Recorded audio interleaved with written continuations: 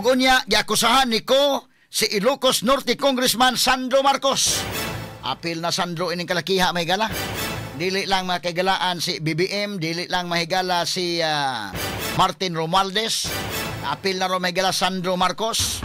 Kini mahigala pasangil ni Ilocos pasangil ni Congressman ko nga kini si Ilocos Norte Congressman Sandro Marcos nisukip sad og binilyon ka pesos nga proyekto gamit ang budget insertions. Diin pipila ni ini alang usab sa Sugbo.